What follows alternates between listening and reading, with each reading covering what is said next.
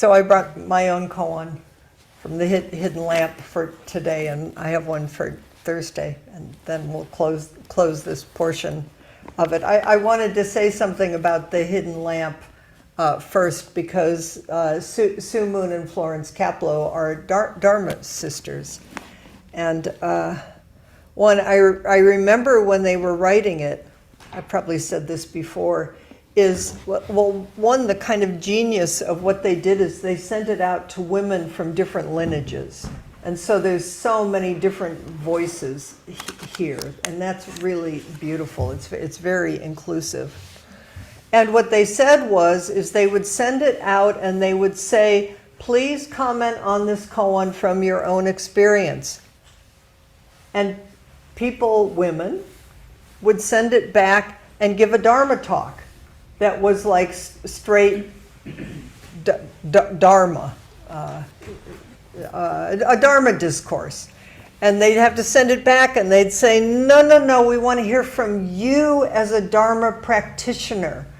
How does this touch you and your life? Speak from your own experience. And what they found is that in the traditional training, part of me wants to say, even with women, is that speaking from your own experience had been trained out of most people. And they had to really encourage people to enter it in a different kind of way. And that's where this book came from, and that's where our talks came from in this last month, is from deep Dharma experience of sitting and practicing and taking refuge and the precepts. And what's it mean in your own life? Because that's always what it's about. We're human beings living on this planet, and that's how the Dharma stays alive and relevant. Not that a Dharma discourse isn't wonderful, and there's a place for it, and different traditions do it in a much more traditional way. But it's so important, and I so much want to honor that there's a maturity to be able to practice long enough and digested this long enough to be able to say, here's the Dharma, here's the koan, and here, let me tell you about it from my own body and my own heart and my own breath. So, having said that, I'm going to do a little bit of that. I just opened the book, and the very first section, Section 1, clapping her hands and laughing. I thought, oh, okay, this is good. We'll keep going here. Stories of seeking and awakening. And then the very first koan is the old woman of Mount Wutai, which I double checked, but one never knows, but I don't think anyone talked on it. I think Erica was going to, but I listened to your second talk and you didn't, so thank you. Although I really appreciated your talk. So here it is. It's from China, the 9th century. An old woman lived on the road to Mount Wutai. A monk on pilgrimage asked her, "Which is the way to Mount Wutai?" And the old woman said, "Right straight ahead." Okay, so I just want to note, first of all, an old woman. I love the koans about old women, maybe because as I more and more turn into an old woman. The stories about old tea women and old women sitting at the crossroads and the kind of wisdom that comes from just sitting on the road. It's like living your life. That's a really important cue here. And here this monk is on pilgrimage, which is really beautiful. I just came back from a pilgrimage. We're all on pilgrimage, and sometimes you're out on a pilgrimage and you're seeking, okay, I'm on pilgrimage right now. So he meets this woman, says, "What's the way to Mount Wutai?" which already is a cue. I'm seeking and I'm a pilgrimage, and she just says, "Right straight ahead," nothing extra. The monk took a few steps, and she said, "He's a good monk, but off he goes just like the others." Monks came one after another. They'd ask the same question and receive the same answer. Later, a monk told Master Zhaozhou Kongshen what had happened, and Zhao Zhou said. Now let me say, Zhao Zhou, my understanding, was one of Suzuki Roshi's favorites because he was so ordinary. The stories of Zhao Zhou, when you go, oh, Zhao Zhou, you pay attention because he's not going to add anything extra. So a monk later told Zhao Zhou what had happened, and Zhao Zhou said, I'll go and investigate that old woman myself. I'll go see what's happening here. The next day, Zhao Zhou went to the old woman and asked, which is the way to Mount Wutai? So here's this fancy dude who comes up. He's like a master. You think maybe she'd polish her thing a little bit, huh? Maybe it's like, well, maybe I got to come up with a better answer for this guy. You know what she says? Right straight ahead. And Zhao Zhou took a few steps. Zhao Zhou didn't do anything fancy. He didn't do anything extra. He didn't pretend he was more than all the other monks that had been coming by and on pilgrimage. He just took a few steps. And the old woman said, he's a good monk, but off he goes just like the others. Just one more human being on the dusty road of life, on pilgrimage, seeking, trying to find out what is the meaning of what we're doing here. Zhao Zhou returned to the monastery and told the monks, I have checked out the old woman of Mount Wutai for you. I have met her just like you. She has met me, and in the meeting, nothing special happened. And something happened. So, let me, the commentary, I want to just say a little bit about that, is by Nancy Brown Hedgepeth. A lot of the women, a lot of the people who do commentaries on the Hidden Lamp, I know. I mean, I'm lucky enough if you hang around San Francisco Zen Center for a bunch of decades, you kind of have some, at least you have some affiliation. I have no idea who she is, and I think that's so cool. It's in the same way I never met Zhao Zhou face to face, and I don't know who these monks are on the pilgrimage, but somehow we're all in this together, and that's really beautiful. So I looked in the back because I didn't want to ignore her either, because she's nobody special and she's somebody special. Just like each one of you doing the commentary and then going into small groups and having your own commentary. She is a teacher in the lineage of Kwan School Zen, founded by Korean Zen master Sa-Ung Song. She's co-guiding teacher at Providence, Rhode Island Zen Center. This is just happening everywhere. We're all on this dusty road. We're all showing up either on Zoom and on the computer or here in the church or at Everyday Zen or San Francisco Zen Center or Providence, Rhode Island or wherever you are, because some of you are sitting in different places in the world, and we're all here. And I was just in New Zealand. Now, what was that? And where were you when I was there? And is it real?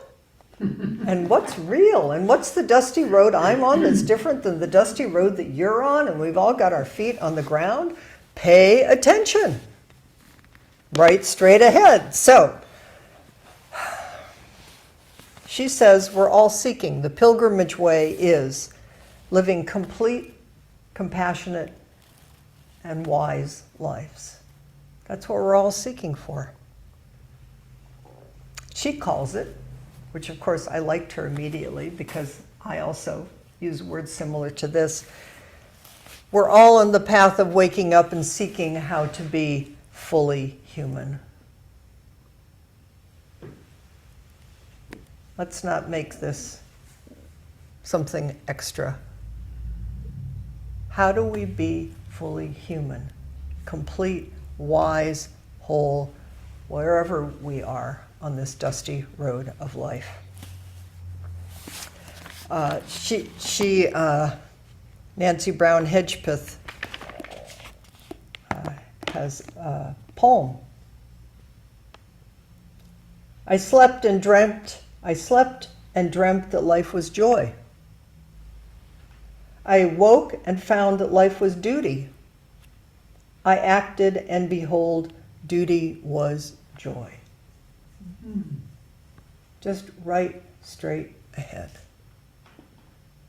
So what is this duty, right straight ahead? There are 3 people who are going to take the precepts. Don't tell me what to do.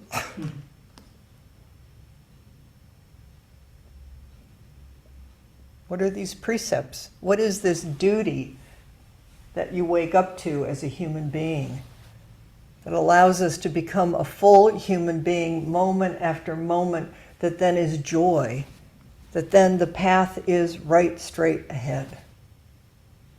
Just this, just this, just this. So now one of the things I thought was lovely is what she said in her commentary, is that one of the attractions of this koan for me is that the language of the old woman is so much like that of my late teacher, Zen Master Songshan. So there's a lineage. And I think that's one of the things that starts to happen that's so beautiful. Is, I mean, I take the, believe me, I don't take this, anyway. Is somebody would say, Chris would say, and I would think, well, Chris is just saying what Norman Fisher says, and Norman Fisher is just saying what Suzuki Roshi said, and Mel Weissman was just saying what Suzuki Roshi said, and then you say what Dogen said, and then you find out how is it said when Debbie says it, and how does Constance say it? Is that we're all echoes and mirrors. Talk about mirrors. That was great. It's all just a mirror, but you can feel it in your body when somebody says something that feels familiar, even if you never heard it that way before. And that's really beautiful. So what he said was, his teaching was, only go straight. Don't know. Try and try for 10,000 years non-stop. Soon get enlightenment and save all beings from suffering. So only go straight, don't know. Don't know.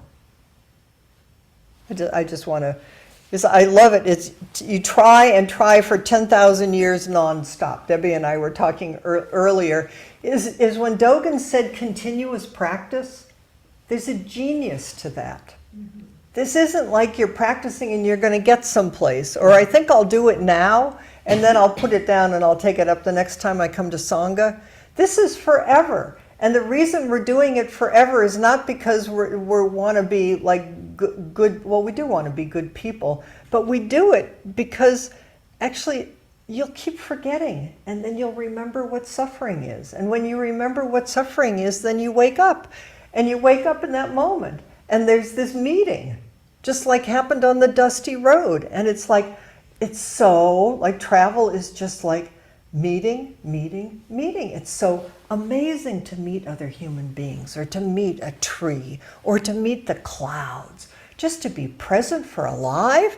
And then you think, oh, this is how I want to try and try for 10,000 years nonstop. And then of course you forget, and you forget.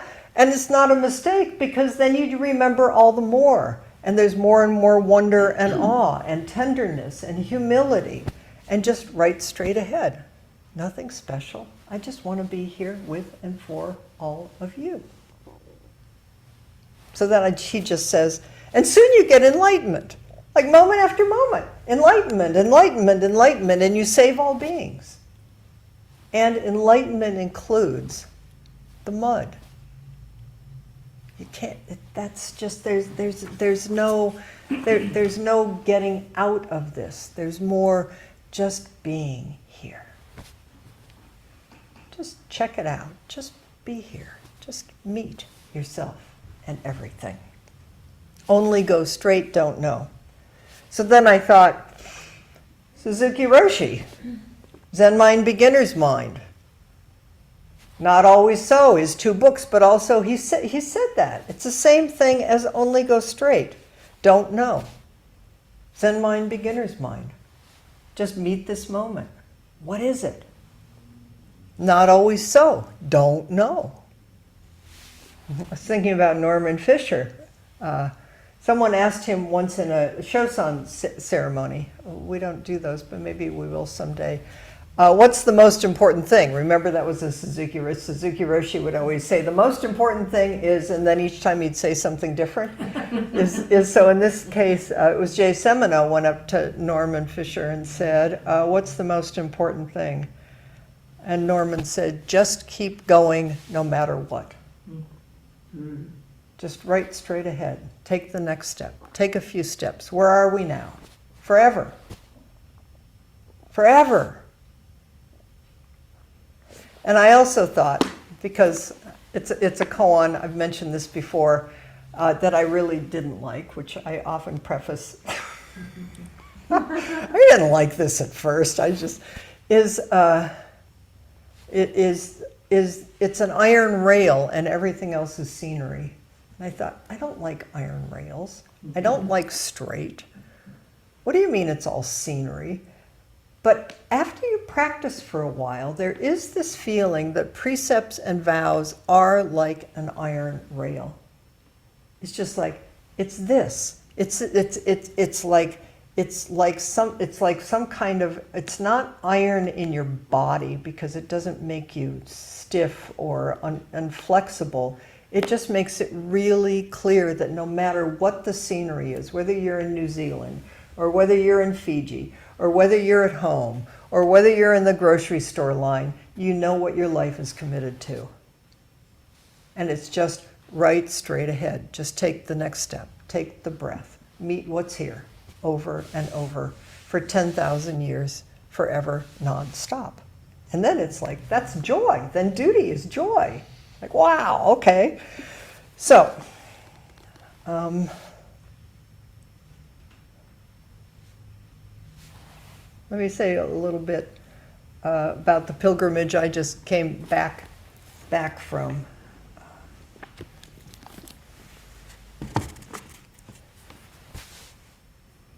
When you fly to New Zealand, you fly into the dark. It's like it's dark, and you're going upside. For the first few days that I was there, and whenever I would notice, I always felt like I was upside down. Like you guys were up here, and I was down there. And now that I'm up here and they're down there, the whole thing is, you just realize this whole concept about anything is just like, it's so much. When I sent the thing about Earth Day out and the picture of the globe, it's like we're just on these little pieces of dusty roads, and the world is so big and vast. And then when you fly back from that area of the world up here, you're flying into the light. So they say you have to pull down the shades because it's just, the light is going to start really early on, and it's just going to be going on for hours and hours when you come into this hemisphere. But we're so sure. That's the great thing about travel, is it just scrambles everything. Begins with, you go into an international airport and there's all these different places and there's all these different people in different outfits. I mean, we're all wearing some kind of an outfit, and all these different languages and all these airplanes flying. And we stayed our last day, and we spent the last few days in Fiji, and someone had recommended, we traveled pretty close to the ground, but we wanted to be near the airport, so there was this big, I'm just going to do stream of consciousness. There was a hotel with a swimming pool up at the very top, and you could see this whole, it was very beautiful, the views of Fiji. Fiji's very beautiful. But it was right near the airport, and so you'd get to be up there and watch the airplanes come in and go out. And the wonder of, you just think you get on an airplane? It's just, these big things go up in the air, and we call it flying, and just assumes something. It's all just wonder.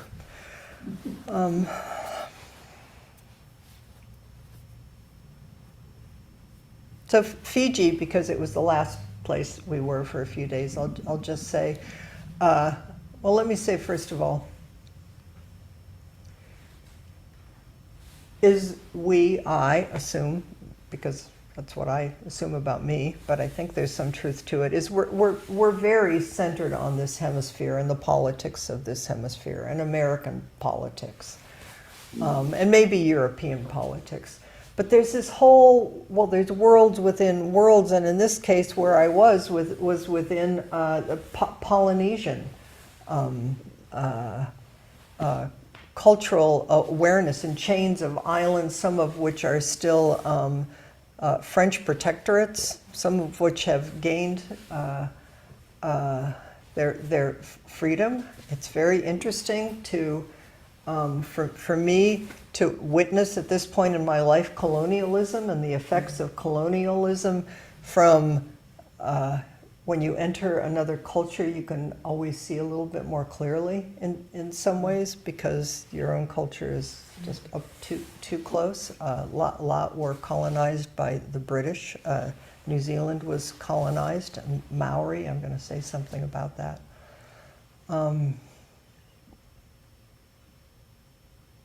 We decided to do a stopover for Fiji, is one, because it made the flight home a little shorter, but two, because we'd met Fijian caregivers in this country who have consistently been amazing, kind, patient people, both in hospice caregiving and in long-term caregiving. And we just thought, let's go there. And you know what? I mean, I'm hesitant to make generalizations about anything, but I would like to say that it was in general most of the time amazing to be around just the general kindness and receptivity of Fijians, and I think that I could practice right straight ahead for the rest of my life, just trying to be as we were checking out of the hotel, and the way when you're in a hotel and people are coming to clean the rooms and people are kind of, it's like, is the degree of kindness and openness, even of the people who were cleaning the rooms, was just like, may I bring a little bit of that into just doing my own dishes, for goodness sakes. And the other thing that was great is that in that hotel, by chance, there was a very big climate change conference happening there. And there were people from all over the Polynesian area, all in their native garb and different colors and languages, meeting day after day really seriously about climate change and the impact of what they were doing and how to take care of things. So that was pretty wonderful. So now, just to jump to a minute to New Zealand. New Zealand,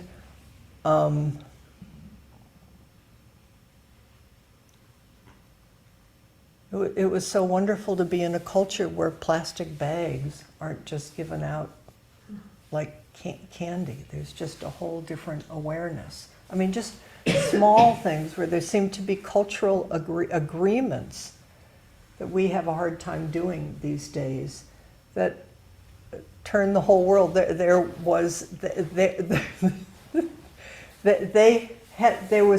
some kind of a political agreement that they were only going to do free-range eggs.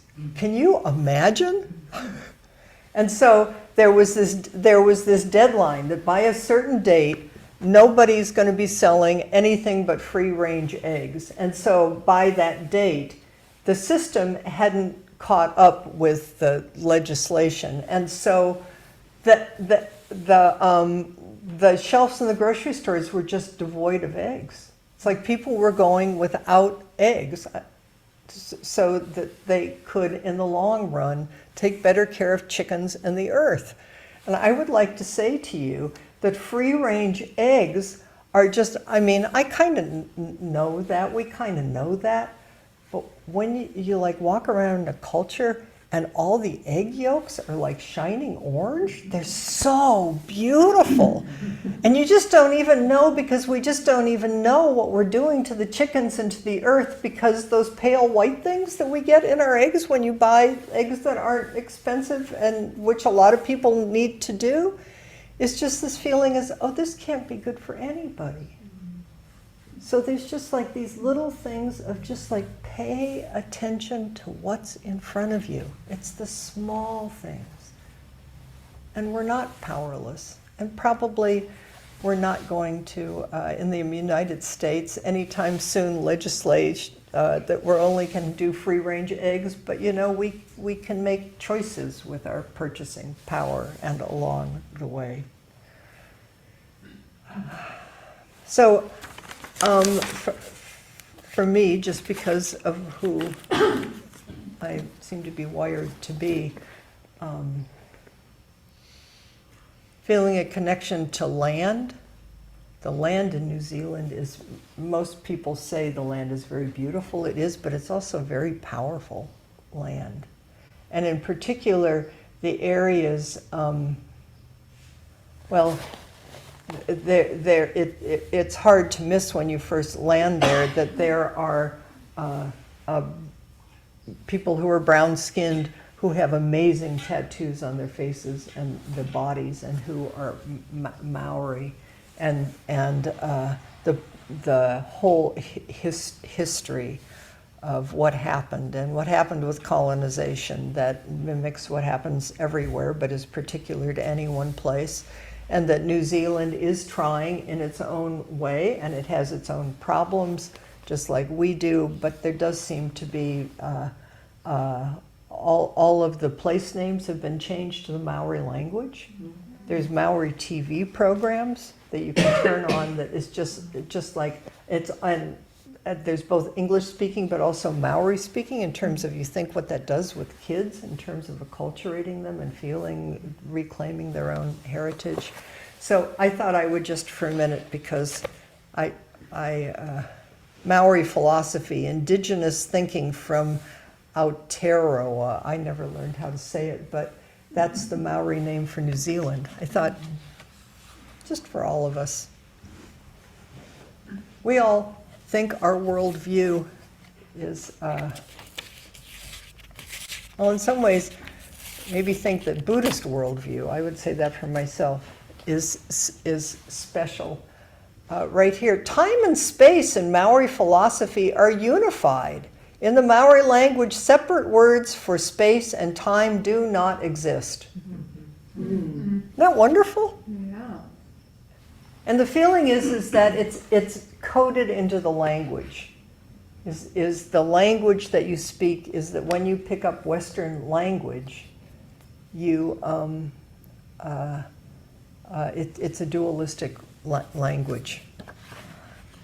Thinking so, ceremony that we're going to do soon is another way to, more traditional cultures have a lot of ceremonies, and churches in their deepest sense, or Western traditions, our synagogues is a way to go beyond dualistic thinking. But let me just, Maori ideas about the quote self.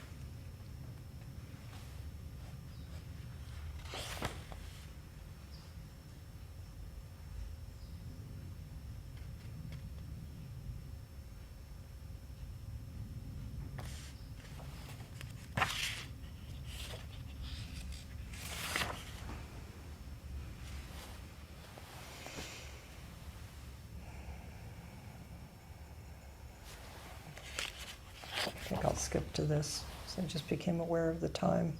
Maori's ideas about the world. Everything in existence is related. All things are living. Worlds regarded as unseen in Western terms can be mediated by the human. So the seen and the unseen is, human beings can mediate this. I think that's what we do when we do ceremony and ritual, is we're mediating the worlds and going beyond time and space and acknowledging the aliveness of each moment. and alive, and an awareness of just take the next step forever and ever and ever, because everything is alive and everything is interconnected. So I had the feeling towards the end of the trip is I would look at people and I would think, if everything is interconnected, and I am you and you are me, now I know you're you and I'm me, but on the most fundamental level, I would look at people and think, are you me? And I had to believe it on some level, which then just scrambles everything and makes it upside down in terms of it really does matter how we live, this pilgrimage that we're on.